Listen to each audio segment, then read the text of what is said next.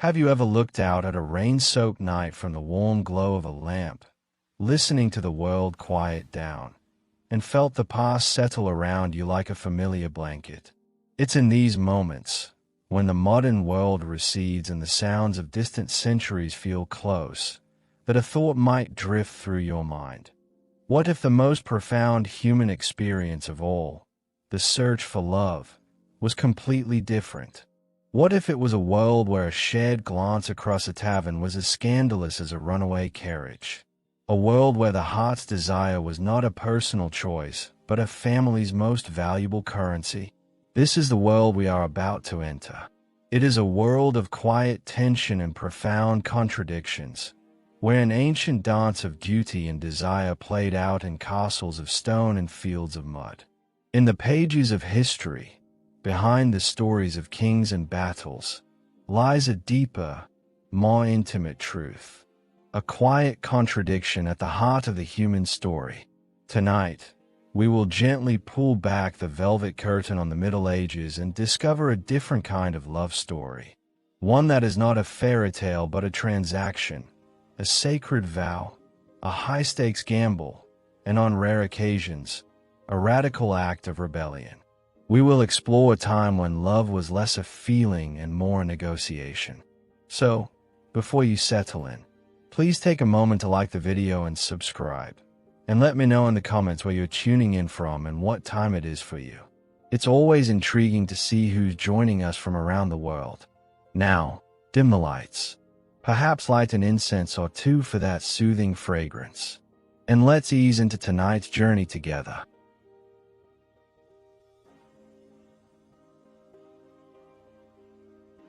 Let's begin in a place that feels impossibly familiar. So, you're on a first date. The air is thick with a different kind of silence, a digital silence full of unsaid expectations. You look across the small, wooden table at a stranger who, just a week ago, was only a face on a screen. The questions are nervous darts. So, what do you do? What are your hobbies? Where are you from? You are both searching for that intangible spark, that tiny, unspoken promise of a connection, the quiet hope that this might be the one. The entire enterprise, from the confident way they hold their coffee cup to the casual way they lean in to hear you better, is built on a single, powerful assumption. You have a choice. This is your personal journey, a search for a partner you are free to choose, for a love that is your own to find. But what if that choice wasn't even yours to make? What if that first date, that nervous dance of discovery, was not a meeting of two individuals but a contract between two families, meticulously negotiated and signed long before you were old enough to understand its terms? This is the central paradox we will explore tonight. To understand love in the Middle Ages, one must first understand that it was rarely a matter of the heart. For the landowning nobility, marriage was a transaction, a strategic alliance, and the most effective way to secure a family's future. The primary goal of a high-status union was to protect and increase the family's wealth and status. The couple's happiness was often secondary to the benefits the marriage would bring to both families, a minor consideration in a business of immense political consequence. In this context, a spouse was not a life partner but a walking treaty, and their love was simply an optional clause that might or might not materialize later. The narrative of love was rewritten from an emotional journey into a precise legal and economic exchange. At the heart of this exchange was the dowry, a property arrangement for marriage that was transferred from the bride's family to the groom at the time of the wedding. In Roman times, the dowry was meant to help the husband with the costs of setting up a new household. But the Germanic custom was to have the gift go directly to the bride in a system called dower. This dowry, which could be money, land, or household goods, was a financial contribution meant to provide for the bride's lifetime security. For example, a marriage settlement from 1436 between Philip Boteler and Isabel Willoughby shows how household goods and money were given to Philip for the needs of both of them, highlighting the reciprocal benefits of the arrangement. In return for this, the groom's family was obligated to provide a dower for the bride. The Catholic Church drove the adoption of this dower system to improve the wife's security. This was a property settlement, often a life estate in 1/3 of the husband's land, that would become the wife's should she be widowed. The fact that a woman's security had to be negotiated as a separate transaction before the marriage even took place reveals a system that viewed the medieval woman as a quantifiable asset. Her value was not tied to her character or her charm, but to her dowry and the political alliances she represented. This commodification was not limited to the aristocracy. Even peasant women who did not own land were not exempt from the forces of control. Many manorial lords demanded a payment called a merchant when a woman married. This was a fee paid because the lord lost a valuable worker from his land when a peasant woman went to live in a different village with her husband. This practice, along with other feudal dues, made it clear that even the simplest union was a business arrangement. The medieval woman was, from top to bottom, a valuable resource to be managed and negotiated. Her movement between households required a payment to the family she left, the lord whose land she left, or the husband who acquired her. She was a living asset to be managed for the benefit of the family line or the manorial estate, a profound contrast to the modern idea of a free, autonomous individual. The modern mind often separates the social, the economic, and the emotional, but for the medieval person, these were all one interconnected tapestry. A woman's position was entirely dependent on her husband's rank and power, and parents pursued unions that would ensure the financial and social security of their daughters. Once married, a woman was expected to manage the household, care for children, and bear sons, while her husband was expected to provide and protect the family. A husband had the legal right to control his wife's actions and movements, and a wife's legal rights, particularly regarding property, were limited as most assets belonged to her husband. An heir to estates could expect to marry a woman whose lands and wealth were proportionate to his own. The marriage of Ferdinand of Aragon and Isabella of Castile, who united Spain under a single crown, stands as a prime example of this. Their union was not a romantic fairy tale but a strategic political move that changed the course of European history. In this world, the idea of marrying for love was often seen with suspicion. A union based on pleasure was noted by William Cecil, an employee of the Duke of Northumberland, with some disapproval as a carnal marriage, begun for pleasure. The average age of marriage also varied drastically based on social standing. While noblewomen might be married in their teens to maximize their years of childbearing, the average age for peasants was much later, often in their mid-20s. This seemingly minor difference represents a fundamental shift in the very nature of a relationship. It was a trend that began in Northwest Europe.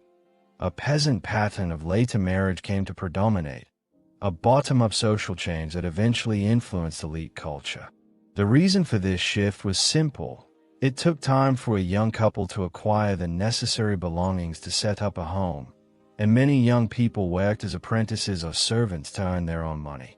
This economic self-sufficiency created a foundation for greater personal choice, a subtle but powerful kind of rebellion. So, the next time you find yourself scrolling through a dating app, swiping left or right based on a profile picture and a bio, consider this.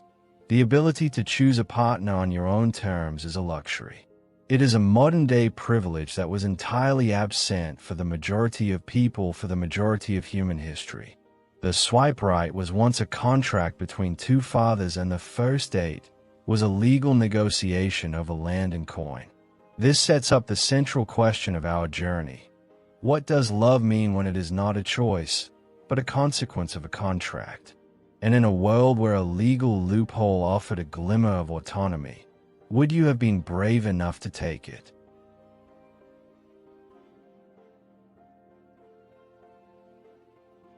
Now that we've glimpsed the grand paradox of medieval romance, Let's step inside the heart of the matter, the family. It was here, within the walls of the household, that the true mechanics of marriage was set in motion.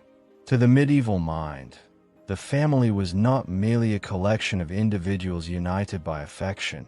It was an economic, social, and political institution. The patriarch, the undisputed head of the household, was tasked with ensuring the family's survival, prosperity, and status in the community. His role was not just to provide for his family but to make the most important decisions regarding its property, finances, and strategic alliances.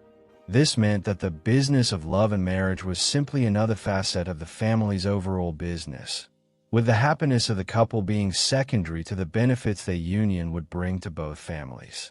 The duties within this family enterprise were clearly defined and strictly enforced. The husband was expected to provide for and protect the family, wielding legal authority over his wife's actions and movements. A wife's primary duties, in turn, were to manage the household, care for the children, and most importantly, bear sons to continue the family line.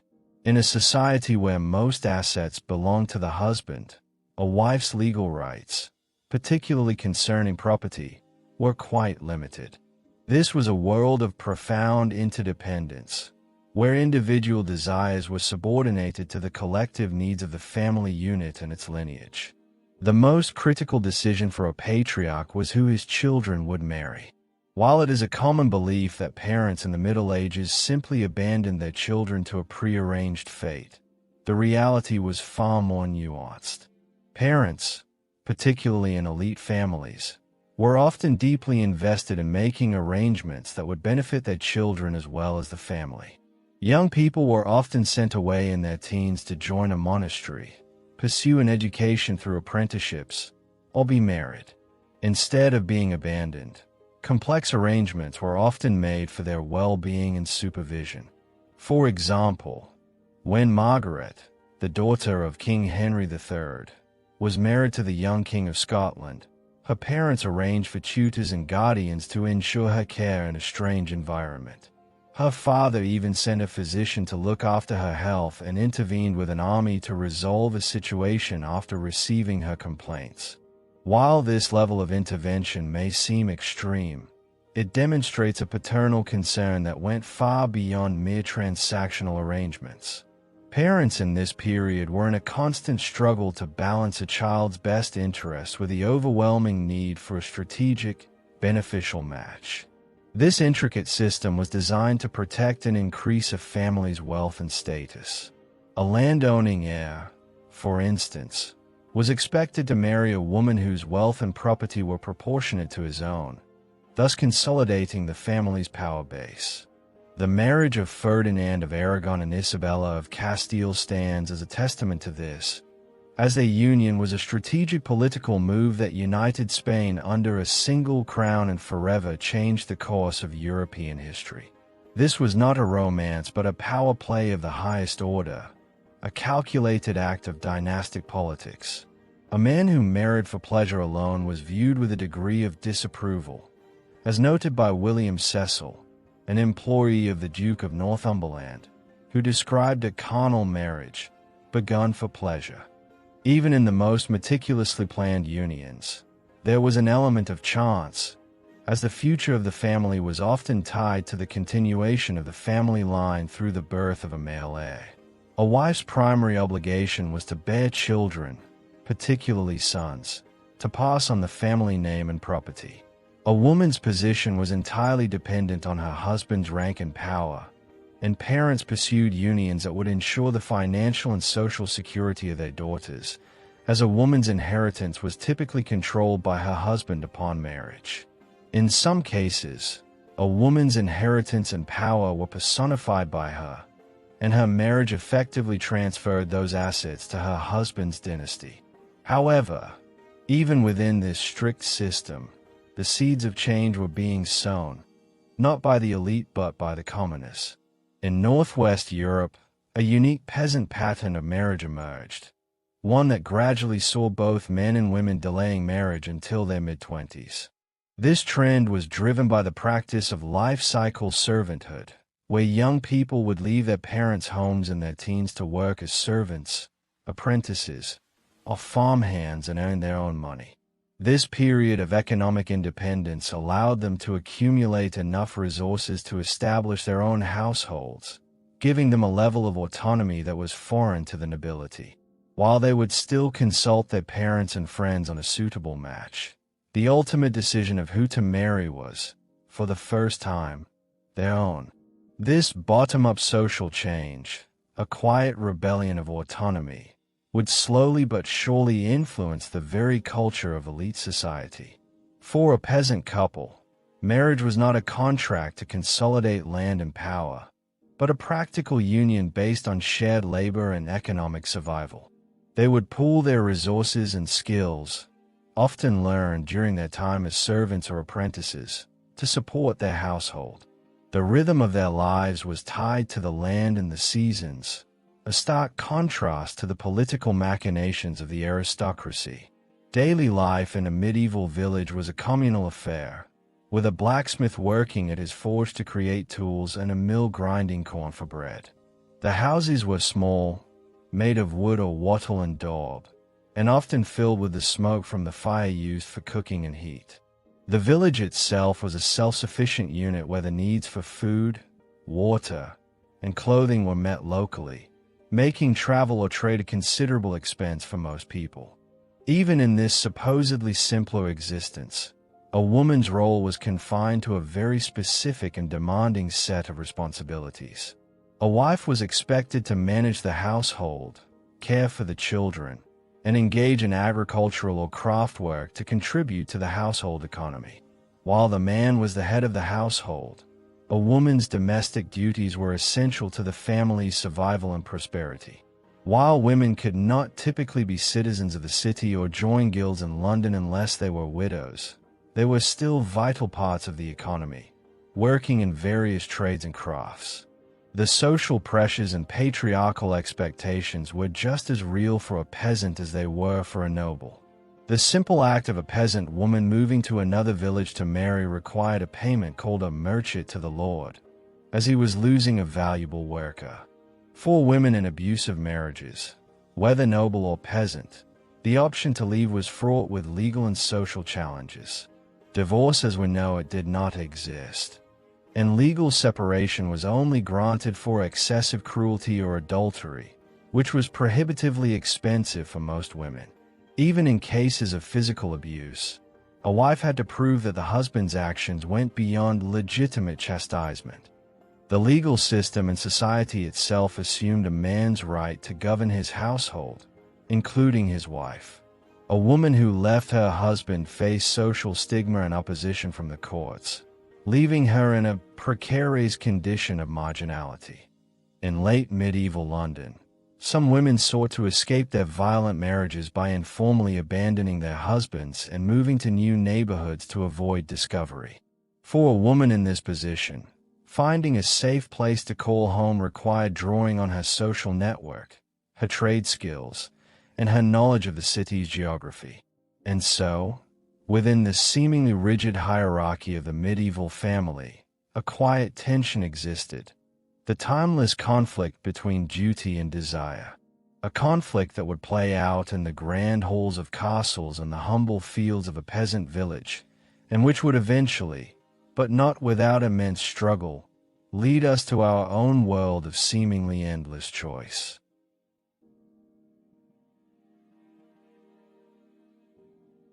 The family business of love, with its dowries and its debts, was not the only force at play. Hovering over the contracts and the calculations were two great powers, one sacred and one profoundly romantic, each with its own ideas about what love truly was. In a world where personal choice was a rare luxury, the church and the literary ideal of courtly love offered a complex, and sometimes contradictory, roadmap for the heart. First, let us turn our gaze to the great institution that sought to govern not only the body but the soul, the church.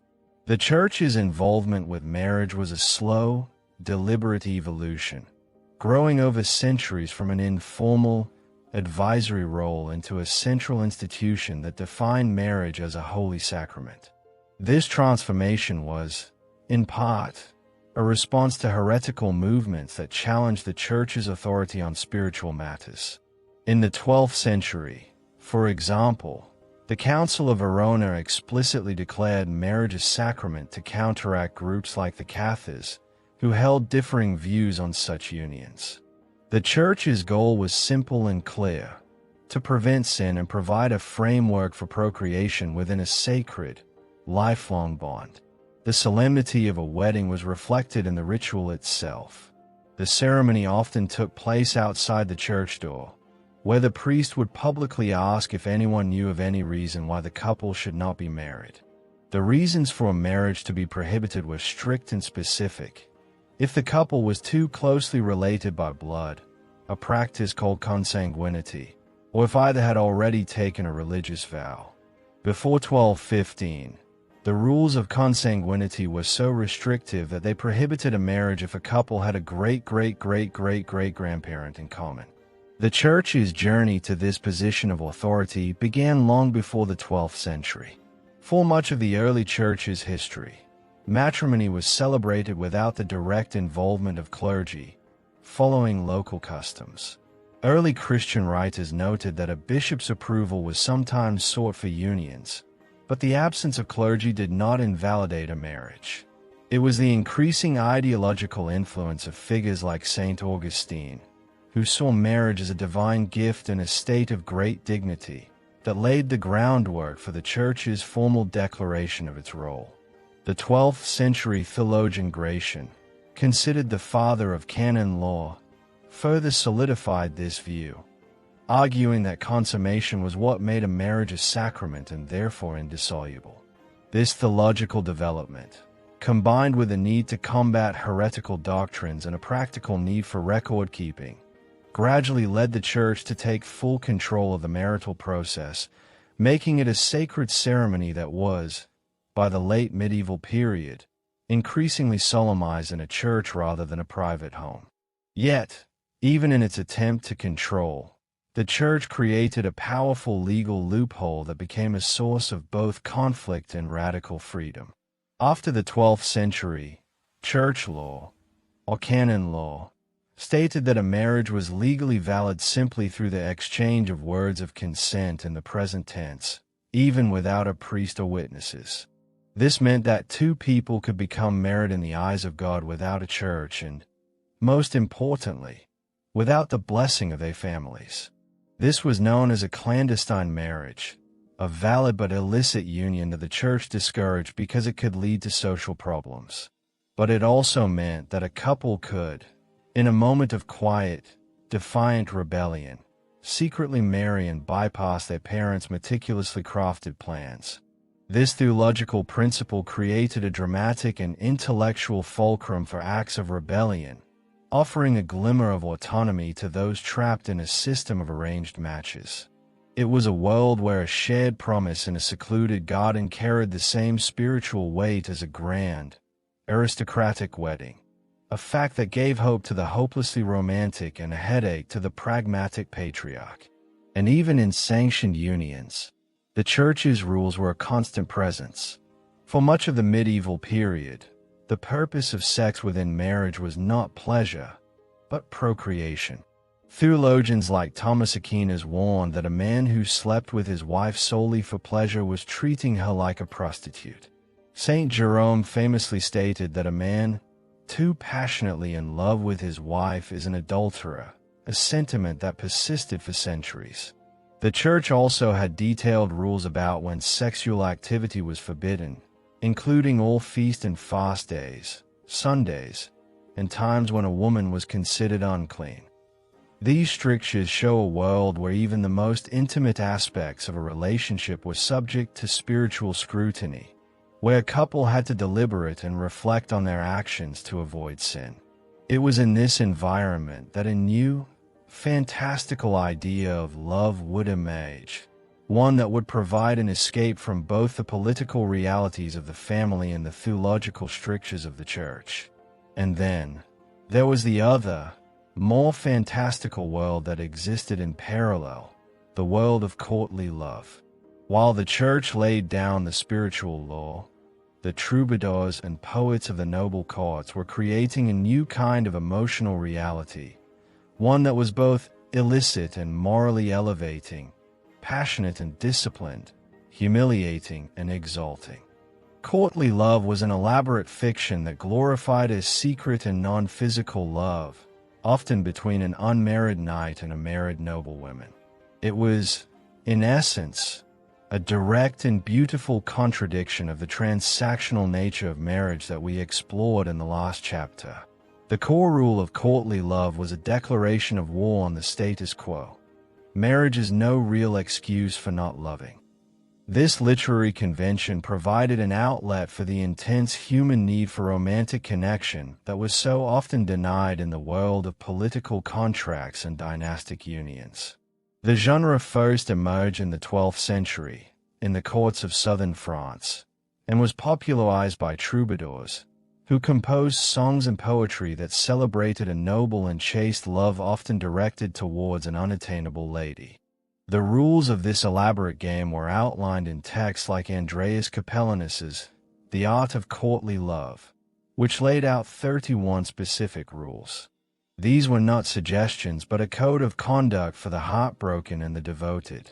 The rules were a mix of the aspirational and the contradictory. He who is not jealous cannot love. Love is always a stranger in the home of avarice, and when a lover suddenly catches sight of his beloved, his heart palpitates. These rules turned the physical and emotional symptoms of love into a kind of spiritual discipline, a testament to the purity of the knight's devotion. The knight, in this fantasy, would idealize his beloved, placing her on a pedestal as an unattainable goddess whose perfection and grace inspired him to great deeds. His devotion was expressed not through marriage proposals or property settlements, but through a series of chivalric acts, fighting in tournaments, enduring public humiliation, or embarking on dangerous quests in his lady's name. The secrecy of the affair was paramount, a code of conduct that required discretion and adherence to strict rules of etiquette. The very unrequited nature of the love was its most important feature. The pain and longing were an integral part of the experience, a testament to the purity of the knight's devotion. The legendary tales of Lancelot and Guinevere, or Tristan and Isolde, are not simple love stories, but literary explorations of a profound and ultimately tragic tension between a knight's love for his lady and his duty to his king. Lancelot's devotion to Guinevere, for example, is so absolute that it defines him, but it also dooms him, preventing him from ever achieving the Holy Grail in later legends because his love is a betrayal of his moral code and his liege lord. Some historians, however, question whether courtly love was ever a widespread practice in real life, with no documented evidence in legal cases or chronicles to support its existence outside of literature. Others suggest that the convention was used to justify and conceal illicit love affairs, and that the debate on whether it was sexual or not was a real one at the time. The fact that courtesy books of the time, such as Christine de Pizan's, expressed disapproval of courtly love suggests it was, at the very least, a real enough social concern to be condemned. So, we see the medieval person trapped between three powerful and competing ideas of love. There was the political reality, where marriage was a business transaction for land and power. There was the church's vision, where marriage was a sacred, procreative bond, but where a single vow of consent was enough to sanctify a union. And then there was the world of courtly love, a literary escape that glorified an impossible, non-physical romance as a path to spiritual and personal perfection. This is the great, quiet tension that defines this era. A noblewoman might be a walking treaty for her family's lands, but her heart might secretly be captured by the stories of a troubadour who praised a forbidden love. A young man might be forced into a strategic marriage, But he could find spiritual comfort in the Church's teaching that true love could develop within a marriage, and that a union was, at its core, a divine act of mutual consent. The fact that even the most rigid and patriarchal of societies had to create a space, both real and literary, for personal desire speaks to its enduring and powerful nature. The sacred vow and the forbidden tryst, the sacrament and the sonnet, these were the two sides of the same coin, each offering a different way for the medieval person to reconcile the cold reality of their world with the timeless, uncontainable desire of the human heart.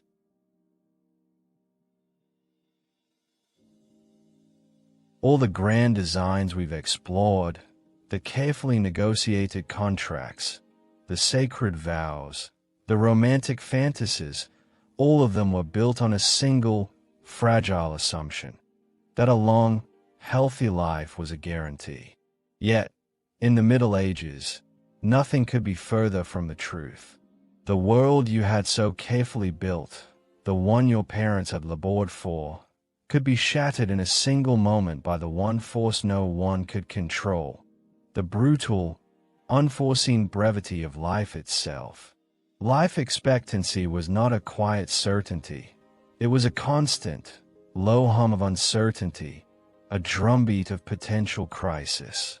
The reality was that a marriage, whether arranged or a matter of choice, could be undone in an instant by war, childbirth. Most terrifying of all, the relentless, sweeping terror of a great mortality. To the medieval mind, death was not an abstraction, but a familiar and ever-present companion. High mortality rates from plagues and famines were a constant threat, and the arrival of a great pestilence was met with a sense of fatalism and quiet despair. Many believed that such a disease was a divine punishment, a sign of God's wrath, and the social fabric that had been so carefully woven would begin to unravel. When the great mortality or pestilence came, it did so with flu-like symptoms, a high fever, and a general ill feeling, and it moved with a terrifying speed that left little time for contemplation or care. A French writer of the time, Albert Camus, in his work on the plague, observed that in such times, the most terrifying aspect was the despair which resulted when someone realized that he had the disease.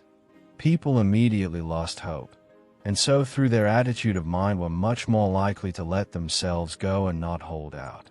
The fear and isolation were profound, as people began to die in such numbers that there were not enough priests left to administer the last rites, forcing bishops to advise the dying to confess their sins to anyone they could find in a desperate bid for salvation.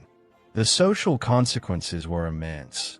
People who had once lived in a world of rigid class structures found themselves united in a shared, profound helplessness, and their lives were reduced to a quest for comfort in a world that offered none. Just as the plague could descend upon a city, so too could the thunder of a battle. But the grim realities of medieval warfare were often far from the romanticized image of chivalry and honor. Battles were loud and chaotic, a symphony of clashing steel, the screams of the wounded, and the battle cries of those still fighting. The ground would become muddy, slippery with rain and blood, and the air would be thick with tension as both sides knew that the coming battle could mean life or death, victory or defeat. The most devastating outcome of a battle was not the clash of armies, but the quiet, emotional aftermath of loss that fell upon the women and children left behind. For the families of the slain, there was no romantic glory, only a profound sense of loss. A French commentator after the Battle of Agincourt noted the sight of lords and ladies of rank changed out of their garments of gold and silk into the clothes of mourning, and some of the women crying bitterly at the loss of their husbands. This was the UN-narrated reality of warfare, where the cost of victory was often paid in the quiet sorrow of a widow. For women, the death of a husband, whether in battle or by disease, was a shock that plunged them into a world of complex and contradictory emotions. On one hand, there was the immense grief and loss, a tragedy that a French commentator of the era described as bringing tears to the eyes to see women in mourning. On the other hand, a widow was presented with a rare and fleeting opportunity for agency within a patriarchal system. She was, for the first time in her life, no longer under the legal control of a father or a husband. English common law entitled a widow to her dower, a property settlement that guaranteed her 1/3 of her deceased husband's property for life, even if she remarried. In a society where most assets belonged to the man, this provided a widow with a form of economic independence she had never before experienced. She also had the authority to serve as the executrix of her husband's will, a position of trust and responsibility that allowed her to carry out his last wishes, easing his blessed soul. This was a paradox of profound significance. The one time in her life a woman might achieve a measure of legal and financial autonomy was a direct result of a devastating personal loss. Yet, this newfound freedom was not a simple gift, but a constant struggle. The very wealth and prestige that granted her a measure of power also made her a target for men who wished to acquire her assets. A widow had to defend her rights boldly by law and reason against cheats, which could include male family members who saw her as an obstacle to their own inheritance. The widow Beatrice of Arundel, for instance, had to fight to secure her dower rights, while Catherine of Suffolk was forced to claim her deceased husband's outstanding wages. In some cases, a widow might be compelled by family strategies or political manipulation to remarry, as her freedom to choose was contingent on the greatest social and political power of men. This reality meant that even in her moments of greatest autonomy, a woman was still a pawn in a larger game of power and property. The story of Alice Chaucer, a noblewoman who was widowed 3 times, provides a poignant example of this reality. Her first husband died of dysentery after the Battle of Agincourt, but since she was a child at the time, it's hard to imagine she mourned him deeply. Her second husband was killed by shrapnel, and her third was murdered. Alice's experience is a stark reminder that in an age of constant violence and disease, no marriage, no matter how carefully arranged, was truly safe. Yet, she persevered, rising to the rank of duchess and leaving behind a tomb that celebrates her serene life, a testament to her endurance and ability to navigate a world defined by profound fragility. We are left with a quiet, solemn truth. All the intricate plans of a marriage, all the hopes for a long and prosperous union, were ultimately just a wager against the inevitable. When the brutal and UN-narrated reality of disease or warfare came calling, all the arrangements and all the romance in the world counted for nothing. The grand designs of families, the sacred vows of the church, and the romantic ideals of courtly love were all subject to the profound fragility of life.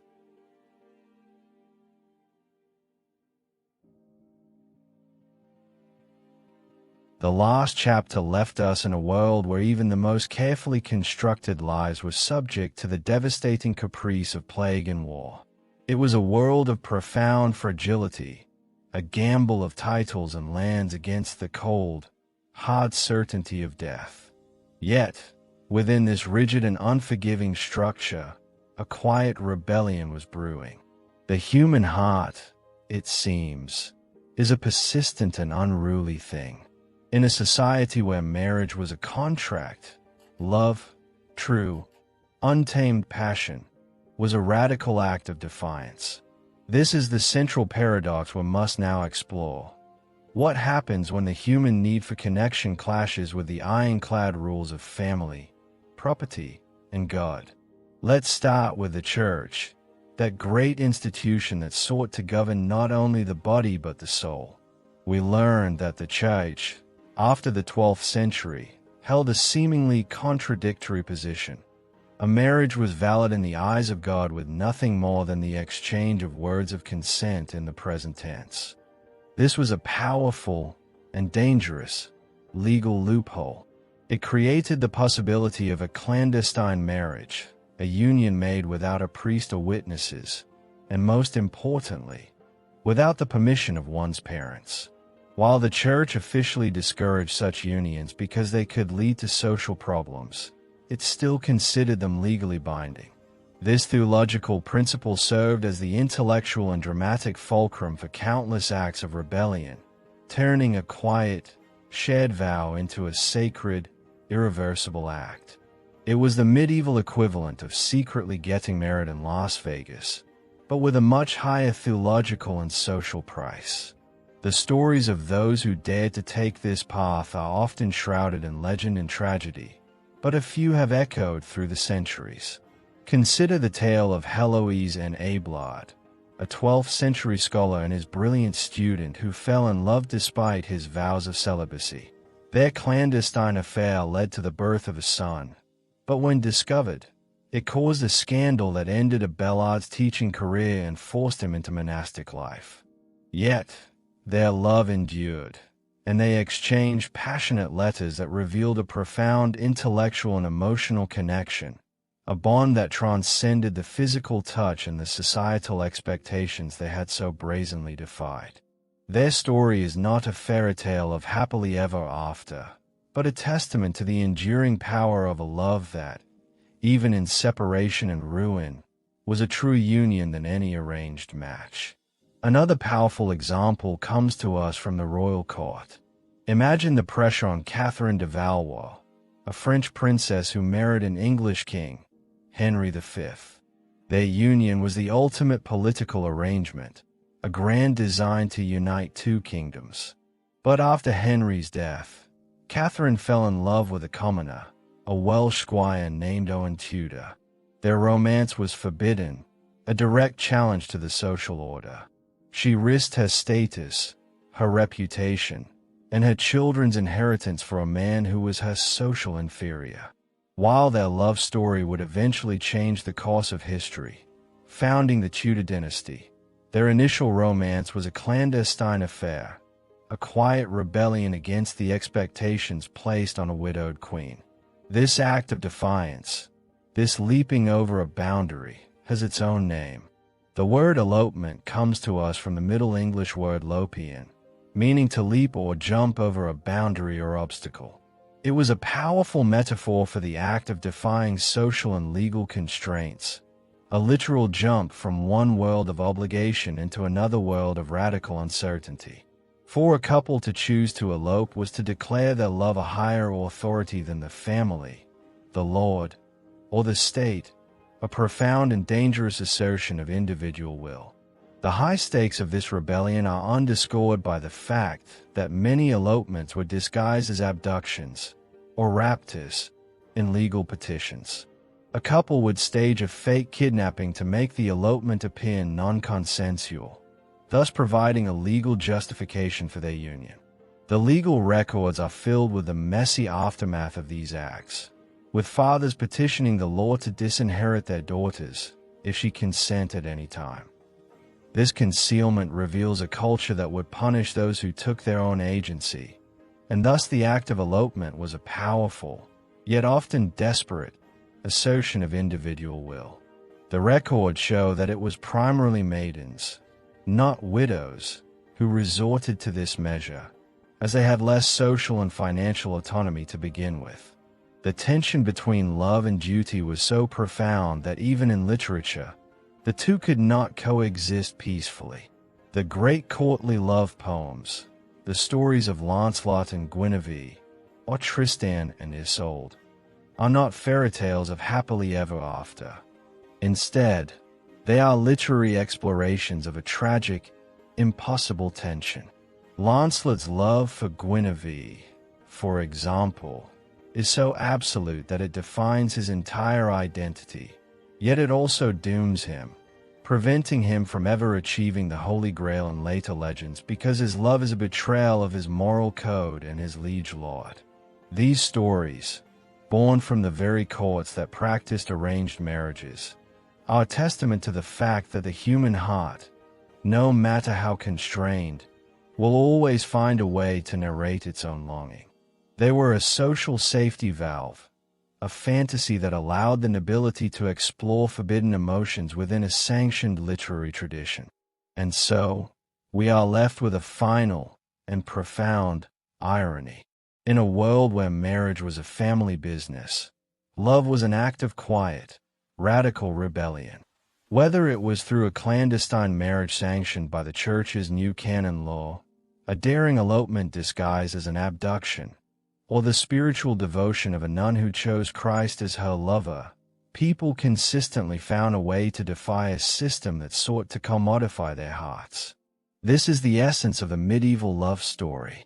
It is not a tale of a knight on a white horse, but a story of quiet defiance, of a secret promise made in a secluded garden, and of a human heart that, even in the darkest of ages, refused to be bound by anything other than its own desire.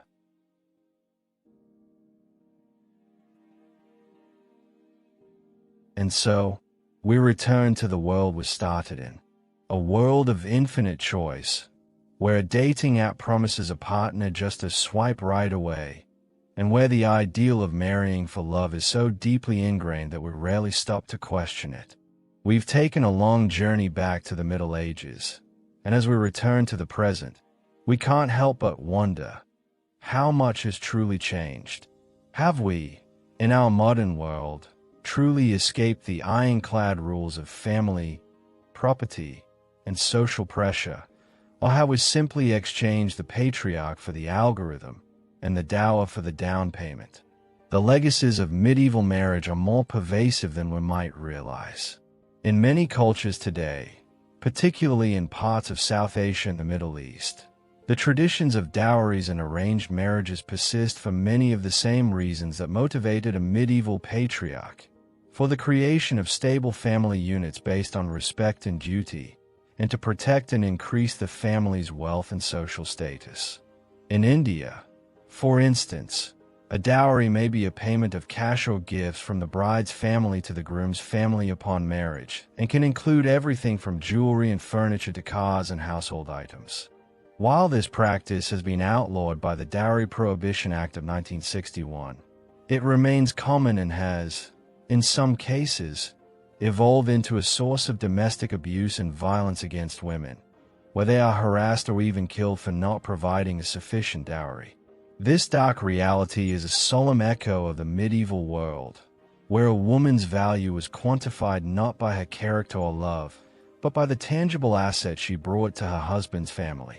Similarly, the modern phenomenon of delaying marriage, which we often frame as a choice, is often driven by the same economic forces that shaped the peasant pattern of late marriage in Northwest Europe.